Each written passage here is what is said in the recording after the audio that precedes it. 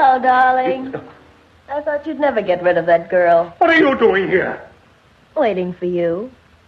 What, the hospital? I didn't like it there. How did you get here? You wouldn't believe me if I told you. Welcome back to Ookum Spookum Podcast. I am your host, Sarah, and with me, as always, is... Tara, because where else would I be? Tara would be the mistress of the dark, and I am the love and light kind of punk rock hippie, right? Would that be about accurate? Yeah, I would say so. Yeah, there's love and light, there's hatred and darkness. There's a space in the world for everything. Exactly. It's good to hear both sides of the coin. Indeed. Speaking of both sides of every story, today's is going to be a doozy. Who here has heard of the stories of Elizabeth Bathory, the vampire countess of old? I have. Yay! What do you know about her? Very little. I feel like most people just kind of stop at the whole bathing in blood. That's pretty much what I know. I will say, we're going to talk about this. I will very gladly put this out of the way now. There's absolutely zero evidence this woman ever bathed in blood. God bless America. Let alone virgin blood. But we'll get into what she did do. Yeah, I did hear about the bathing in blood and very little else. So yeah, that's accurate. When I buy, I'm a huge Bath and Body Works stan. I know they're not that great for your skin. I don't care. I love their little stupid packaging and their little scents and They whatnot. smell really good. They're good. Every single time it comes around to July, and that's my birthday, is when they whip out the Halloween stuff. Mm-hmm. Because this is America. And I love the vampire blood shower gel, and I pretend it's blood, and I'm like washing myself in the showers, making me immortal and young forever. So I have a different take. I like the vanilla because I'm the love and light girl, and I will say that it drives men crazy. They just like women that smell like baked goods. You know, I've never been proven wrong. No, but I think Freud wrote that down somewhere. In his cocaine-fueled... Between lines of snuff, he was like, the men like baked goods smelling women. Perhaps it has to do with their mothers. All right, another brandy. What didn't have to do with their mothers? Unfortunately, if you never extricate yourself from her, everything. So tell me a bit about this Bathory chick. Indeed. Bed, Bathory, and Beyond. That's the title of this episode. Right on. Well, little Erzsébet, and you will hear me, I am Hungarian. I am slowly relearning my language. So most of the pronunciations that you hear are actually from my grandmother. Shout out Naji, we love you. She's not going to listen to this. Erzsébet was born to Baron Georgi Bathory the 6th and Anna Bathory, who were first cousins.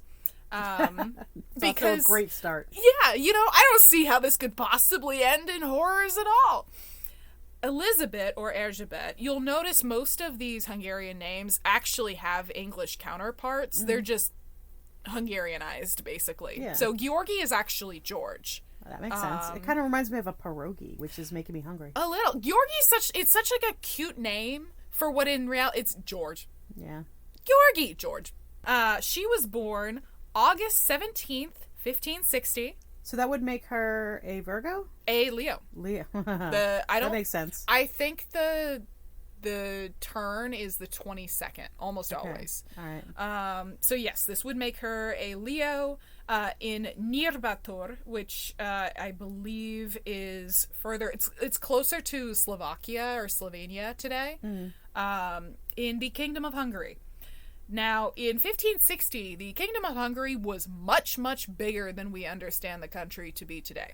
So that includes modern Transylvania, Slovenia, Czechoslovakia. Basically, if it's in the Balkan sort of states area, it's considered part of Hungary. Okay. She was born into one of the most powerful ruling families of Hungary. The Bathorys not only controlled Transylvania, her uncle, Stephen Bathory, was king of Poland. So these are top dog people. That I did know. Yeah, I did know that and now there's some privilege going on. A great deal of it. And as a result of her parents' consanguinity, She was an epileptic child that was prone to a lot of seizures. Okay. And I feel mean saying this. How the fuck are you getting your child to have seizures before the days of phones and TVs? I just, like, going back and forth from windows really fast and just... Well, that's not the only way you get a seizure, though. I suppose I just, you know what? I suppose this is a massive amount of ignorance that I speak from in terms of epileptic seizures. Yeah, it's not just lights and stuff like that. I mean, there's a lot of reasons why one would have a seizure. I saw one of my friends have one in front of me. Actually, I've seen two. One looked more like fainting. The other one looked like she was being possessed by aliens, and I was like, I never want to see that again.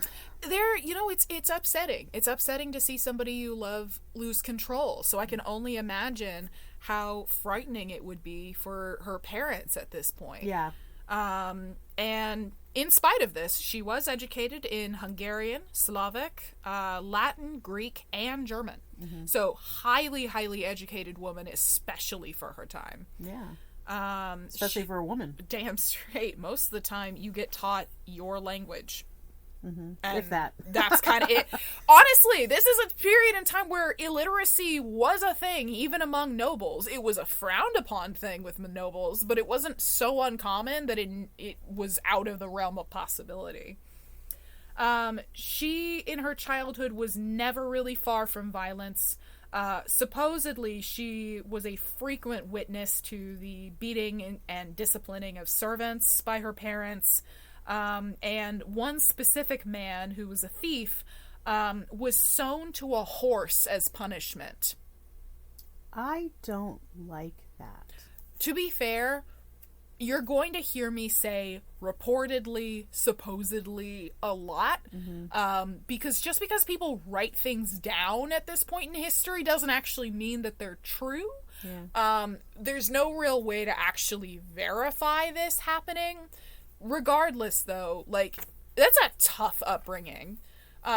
Politically at this time, throughout most of Eastern Europe, you're not really the forefront of anybody's attention. This is still the age of the Holy Roman Empire, and most of the action is happening in Western Europe. So, life gets pretty tough because there's nobody coming to save you. On top of just, this is the Middle Ages, and we think this is appropriate for some reason. But yes, this is our girl, Miss Erzsébet Bathory. Yeah, Susan, you guys can't tell, but Tara is showing me a picture of a girl with a really huge fucking forehead. It looks like an elongated skull. I'm not into it. She looks haunted. I don't know. High foreheads and, like, really high hairlines was actually, like, a beauty standard. They would pluck the hairs from their foreline. See, this is that fucking concept that there's no collective unconscious when it comes to beauty, that it is just so case by case. Like, who the fuck... Because nowadays, you are desperately trying to get your hairline to go down so that you look like you have a full... Exactly, a full head of hair. But also, I feel like women don't care about this as much. This is very much a man thing. Yeah. Well, also, if she's a Leo, that speaks to hair a lot. This is John true. is always asking about... John, our friend that's an astrologer, is talking about Leo and their hair all the time. So. Well, because like the lion. Leo's, it's the lion, it's the mane. They have rulership over the hair in the body. Medical astrology is like its own beast. Yeah. A fanciful rumor goes that when Erzsébet was a young girl, she had an affair with a stable hand that resulted in an illegitimate daughter. Sexy. The daughter was then taken from her, and she never saw her again. Maybe that's not a bad thing. You know, I don't think she'd be super happy with how her mom turned out. This story has made its way into several movies, but cannot be factually confirmed. The thought is that her eventual husband found this stable hand and then beheaded him later on. Oh, castrated and then beheaded him. When she was aged 10, she was betrothed to Ferenc Nadasdy, which Ferenc is basically Francis, and we'll use that from this point forward because his name is very difficult to say.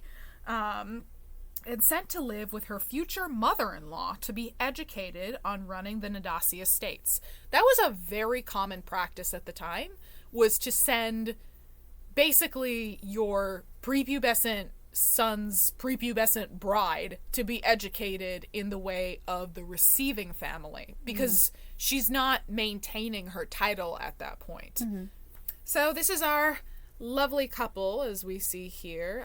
Frances is on the left, she is on the right. On May 8th, 1574, she married Francis with over 4,000 people in attendance. Nice. That is a lot of bitches. You know, when I wanted to get married, I kind of wanted the same thing. I was never going to be that girl that had like a backyard barbecue. I wanted fucking a dress that was like 15 grand. Like I wanted. You're like, if I'm doing it, we're doing it. Exactly. Because I mean, the marriage itself is probably going to suck. Let's be honest. Might as well make the wedding a parade float. Exactly. I wanted to get married on Halloween but not have like cheesy like red and black stuff. Like anyway. Yes. Okay. Continue. I love hearing about your dream wedding. It's really nice. I love being your Pinterest board. Oh my god, I have a Pinterest board. I have a wedding Pinterest board. I'm 48 and not dating, and I have a Pinterest wedding board. I'm 24 and asexual, and I have a wedding Pinterest board. But the newlyweds didn't spend much time together after they were married, as Francis was off being the Black Knight of Hungary. He was very, very well known for how absolutely brutal he was on the battlefield. And at this time, against the Turks, the long, long enemy of the Hungarian people. And Erzsébet was busy running their now combined estates. Their marriage united two of the big dog houses in Hungary, Nadasdy and Bathory, making them the power couple of the century.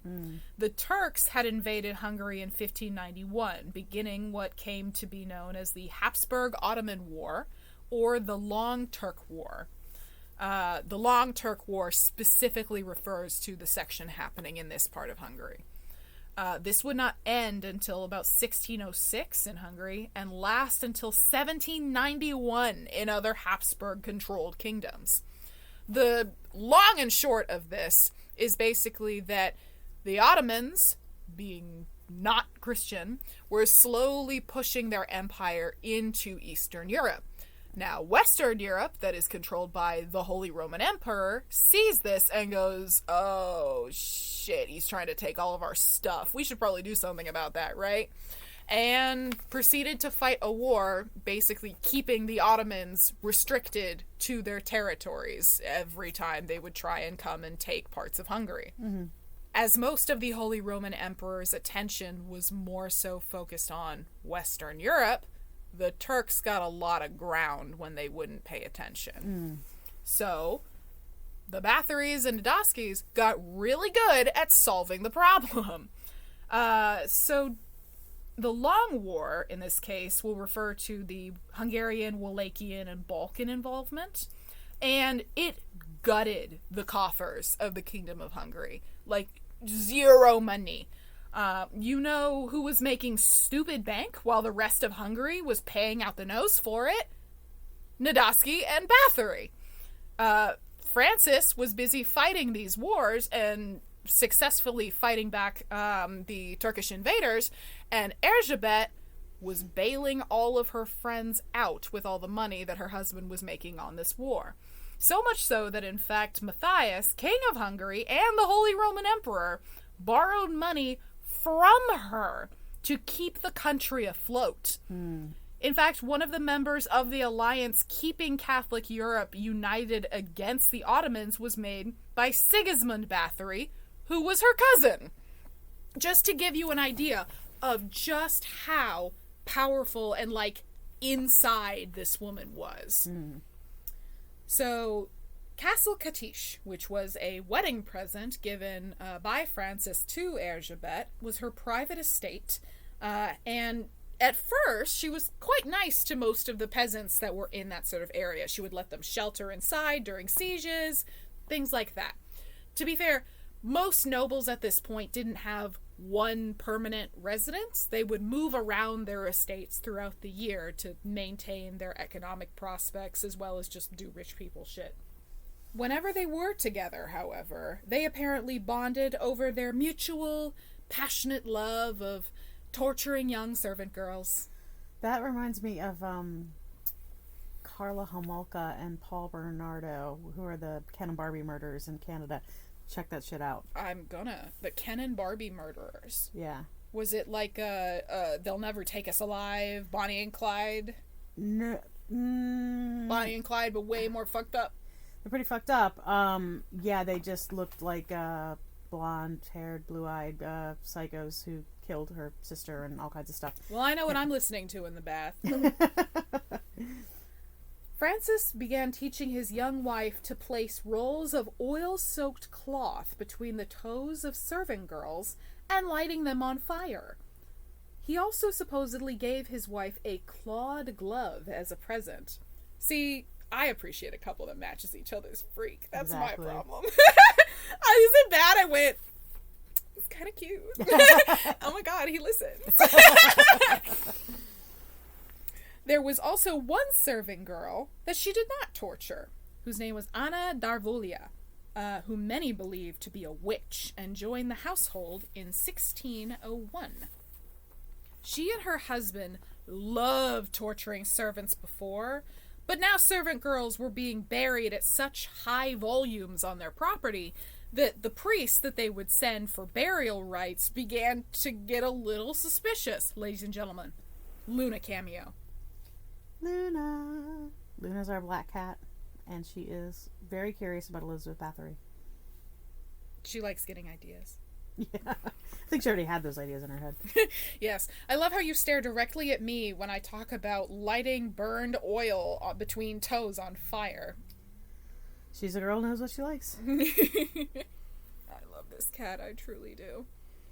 The sheer volume of peasant girls dying of cholera was a little too odd to ignore, and the priest supposedly said, "Your grace should not have acted so, because it offends the Lord, and we will be punished if we do not complain to you and criticize your grace.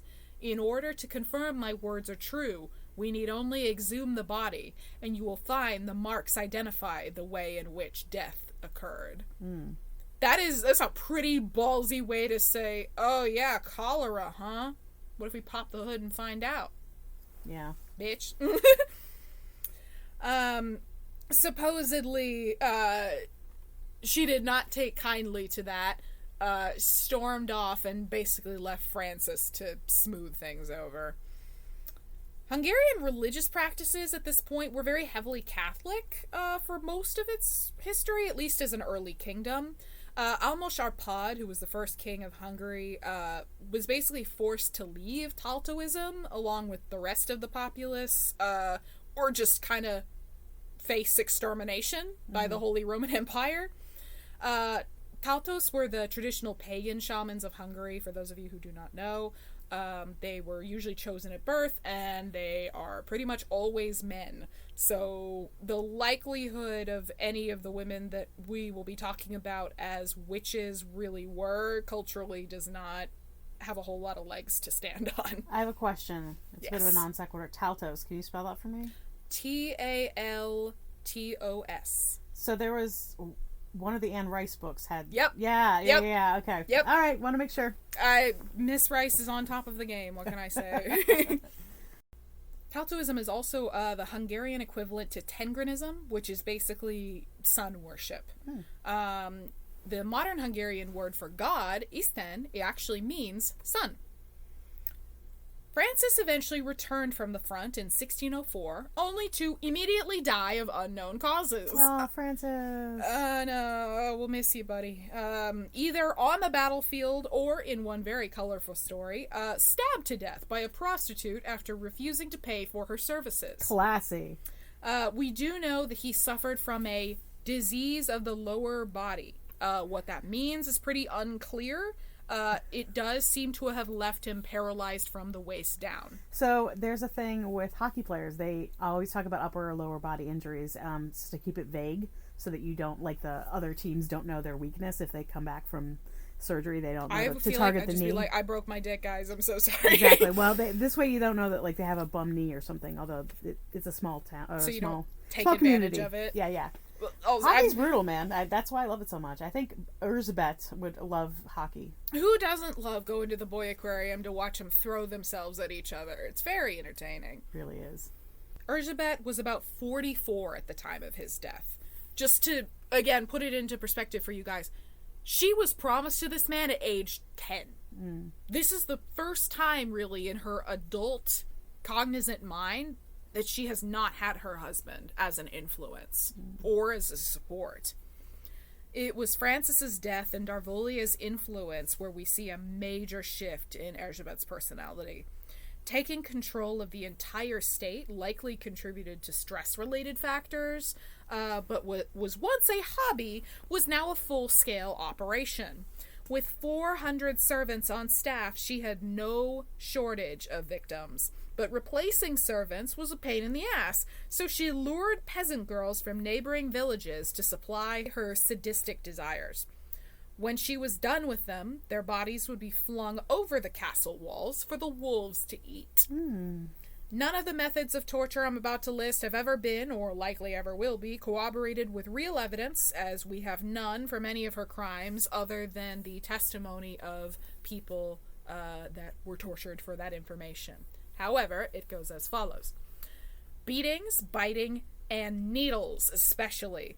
If a servant girl made a sewing mistake, such as missing a stitch, she would have needles inserted into her fingertips. Supposedly, Bathory would say, if it hurts the horse, she can pull it out. The second they interpreted that as permission to pull it out, she would just cut their fingers off.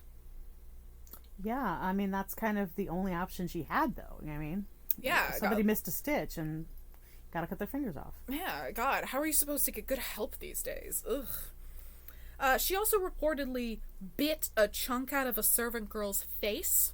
Wow. Biting seems to be a thing, like either on breast, face tissue. Now, is that why they call her the Countess Dracula?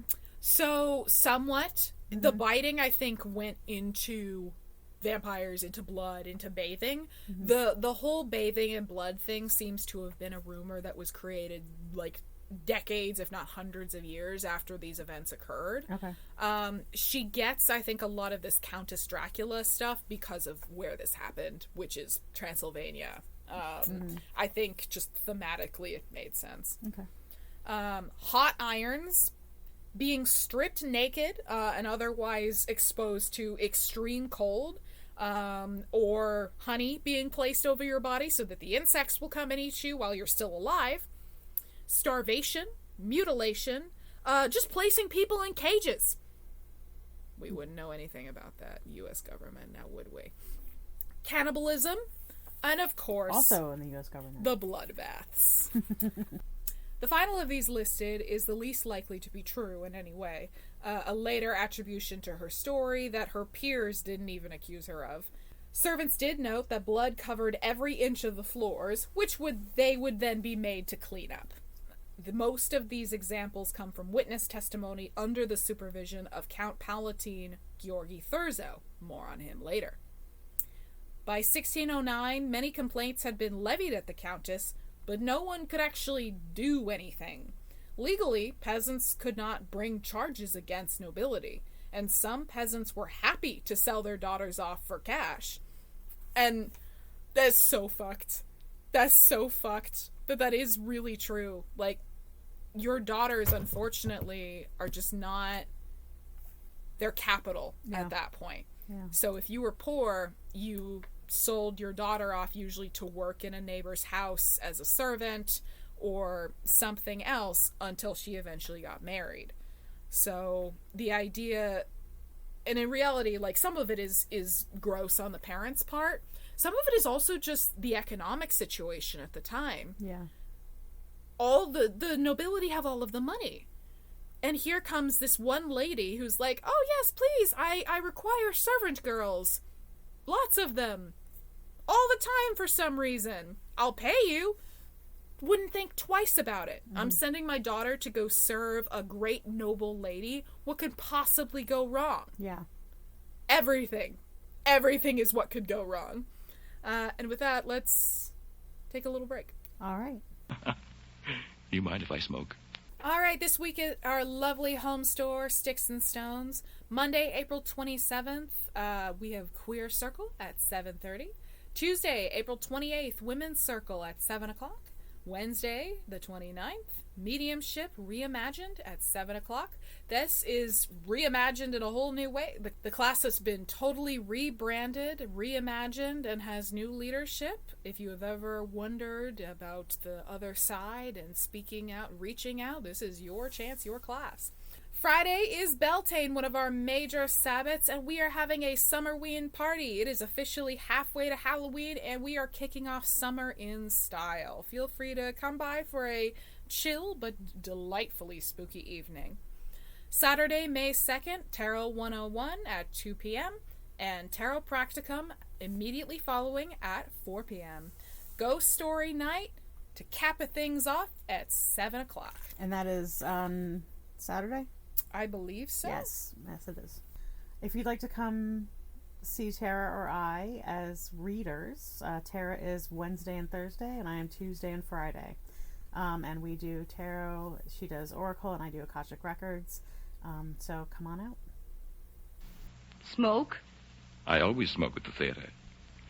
Somehow it enhances the performance. Bodies are mounting up at Castle Katish, and they are running out of places to bury them. So much so, actually, that the dogs would just dig up the shallowest corpses and just go to town on them. Erzsébet, with unpaid debts, the death of Anna Darvolia from a stroke, and her children grown and gone, began to sink into deep isolation. That always makes things better. Yeah, totally. Oh, everything in my life has gone to hell? Yes, let me not talk to anyone around me and barricade myself from the outside world. This couldn't tank my mental health in any way possible. No, not at all. Get help, people. Get help. Not that there was much to help to begin with. This is when the victims changed. She opened a school for girls, using Castle Katish as a boarding school for nobilities bright and beautiful. Of course she did. The reason for this change was unknown. Some people thought Erzsébet's new second was also a witch, named Erzsi Majorova. Others think she simply was running out of peasants. When noble girls started disappearing, however, the law was no longer on Erzsébet's side. Her excuses became less and less believable, saying that one of the noble girls murdered her classmates and then killed herself. Yeah, sorry, you don't get to use the family annihilator on a bunch of 14-year-old girls. Yeah, that's a little stretch. They would take more pleasure out of torturing each other alive than they would just killing each other. Yeah. These are very brutal people, though, I must say. Random murder doesn't really seem to be an issue for most of these guys until it's each other. And even then, it's fine when the boys do it. God forbid a woman have her fun. Ugh, no. God, we just can't get in on the murdering gig. Gotta break that glass ceiling, ladies. The parents were, of course, not convinced. They appealed to King Matthias II, who was also the Holy Roman Emperor, and the same king that we talked about earlier. He entrusted the investigation to his Count Palatine, Georgi Thurzo. Remember? It's making me think Palpatine, like Star Wars. A little bit. So, in essence, Georgi Thurzo is Darth Vader. The Palatine is just the highest, not like secular role in the Hungarian court. It's kind of like the sheriff, if you will. Okay. His job is to expedite and execute whatever the king tells him to. Okay. Thurzo was also one of Francis's closest friends when he was still alive, even entrusting Erzsébet's care to Georgi. His second wife was named Erzsébet, which is likely the connection that people make between these two. Like in movies, sometimes people try to make them like star-crossed lovers or like personal enemies somehow. The Countess, which is a film I watched for this, it is not good, don't look at it, it's very strange because they try to present this whole like obsession with youth and virginity on the fact that Erzsébet is like in love with Georgi Thurzo's son, whose name is Imre. he actually was his only son. The Thurzo line died out completely after these two kind of kicked the bucket. There is zero evidence that there was any sort of romantic relationship between these two, or his kid, for that matter. Georgi started first with the escaped servants of Bathory, who told him of the bloodstained floors and the screams every night. He was absolutely convinced of Bathory's guilt and set to work. He wrote to Bathory's extended family, seeking amnesty for what he was about to do to the woman he had promised to care for after her husband's death. Her family made no denials of her charges, and in fact, the parties came to an agreement. Thurzo would be allowed to search the castle if Erzsébet never went to trial. Saving the family from embarrassment, obviously. It is embarrassing when you slaughter servants. It's embarrassing. I mean, it's a poor look. I mean, I don't know. Kill them, they disobey, power. I find it embarrassing. The last time I killed a servant, I was really embarrassed. Well, what did you kill him for? Sewing mistakes. I'm gonna scoot my chair to the left, okay? Okay. He finally had enough evidence to try Erzsébet, but wanted to make absolutely certain. So after torturing most of her remaining servants and the local peasants, he and the king went to go visit Erzsébet in her home. The dinner went pretty smoothly until dessert was served, and the cake that she served was apparently sour or just tasted weird in some way. They began to feel ill and then immediately booked it. Basically suspecting that she tried to poison them while under her roof. On New Year's Eve, 1610, Thurzo led a team of men to Castle Katish, witnessing Erzsébet and Erzsi Majrova casting a protection spell that would kill the investigators of their crimes, especially Thurzo. They listened to these incantations before following the women back inside the castle. There, they found Erzsébet's torture chambers, and she, plausibly, in the act of brutalizing a young girl. They imprisoned her, walled her up into her own castle, leaving only a small hole for, meals and things like that. And she pretty much blamed her servants for the entire ordeal. She went to her grave blaming her servants. Classy. She reminds me of Madame Lalaurie. A little bit. Yeah, there's a lot of a lineup there. You know, I think maybe this is just what psychopathy looks like in women. Yeah. Especially unfettered, untreated psychopathy. In total, 306 people, including her own henchmen, testified against her under pain of torture by Georgi Thurzo. Her servants received much harsher punishments than she did. 3 were punished, Ilona Joe, Dorka, and Fitzko.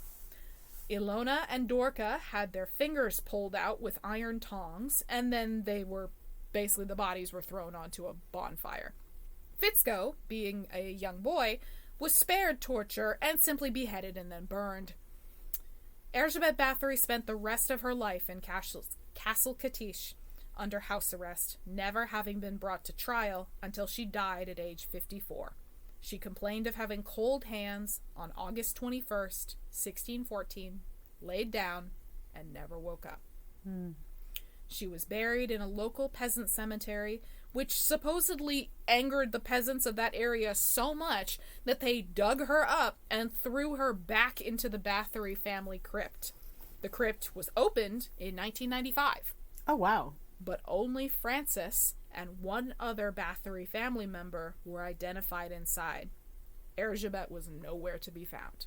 We do not know where her body is to this day. It's like Jesus. It's like Jesus. She got up and walked away to become vampire Jesus. That's creepy, though. The final death toll is thought to be anywhere from 38 to 600 people, with modern historians placing that estimate much, much lower at 38 to about 80 people. Okay. So, still beating Ted Bundy. She is the most successful and prolific female serial killer of all time, if those numbers are true. Yeah. Interesting. Yeah. I mean, I'm actually kind of creeped out by where the fuck is her body. That's what sends me, dude. I'm like, oh my god, they killed her. She completed vampire ascension, and now she's just wandering around the world. Love it. Love it. In reality, what I honestly think happened, I think the peasants probably did dig her up. They probably took pieces of her. Yeah, I was thinking that, yeah. They, like, it was a pretty popular and morbid attraction to, like, have the finger bones of famous people. That's the whole reason that we have, like, Catholic relics. You know, like the skull of St. Peter, or Mary Magdalene's skull in that one, like the blood of XYZ saint. Mm-hmm. That practice was pretty common. And so it would not surprise me if they buried her and then they just started taking pieces of her to be like, look, the blood countess's finger, 50 schmeckles for the finger. Interesting. And we probably never will find her corpse if it is walking or in pieces. Well, I can't say I'm upset by that. No. I kind of like the mystery. It's kind of creepy. It is. However, historians are debating that any of this happened at all, in fact. We do know that she was accused of all of these things. Mm-hmm. Like, all of this stuff happened, but it was all under pain of torture. For anybody that was not aware, torture is not an effective method of prying the truth out of people. No, my dad was an interrogator in Vietnam, and he always says that torture is just absolutely not at all the thing to do. Like, it's just so... What's the word I'm looking for? Counterproductive. Counterproductive. Yes. Yes, because if you hurt somebody, they're just going to tell you exactly what they think you want to hear. Exactly. And at this point in time, this is one of the most powerful and wealthy women alive. And she has every single person, or at least major figure, in her own government in her pocket. They all have a very vested interest in seeing this woman's downfall. Yeah. However, I'm not entirely certain that none of this happened. Like, absolutely none of this. Mm-hmm. I don't think the reaction would have been this strong. And I also, like, you just can't get away with that. You can't get away with killing specifically wealthy little girls forever, because their parents will start asking questions. Yeah. You can get away with killing poor people as much as you like. I honestly think if she never switched victims, we probably wouldn't even know that she existed. That's fucking depressing, but also very true. Well, and you also got to think about the fact that Francis and her, they were shitheads before he died. Mm-hmm. They tortured their servants for fun. And no one considered this a problem until it was just her. Oh, yeah. Okay. Sexism. I am much more willing to believe that it was very politically convenient for these men to get rid of an audaciously powerful woman. She just didn't make it that hard. Yeah. Wow. Well, that was quite the ride. Indeed. Yeah. History has all sorts of horrible things to teach us about the world. Really does, man. Really does. Like, nothing is new. Ever. Nothing is new. And we don't want to repeat it. I don't want to be a Bathory girl, so good thing I learned my lesson. I don't have to repeat her mistakes. Yay! See, so what are you going to do to that nice servant the next time he misses a stitch? Exactly. I'm going to not have servants because I'm poor. Yeah, they're kind of a lot of money. Yeah. Ladies and gentlemen, have a good night. Good night. Touch some grass, and we'll see you next week.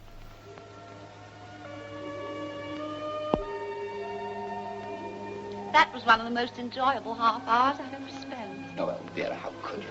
Poor Ruth.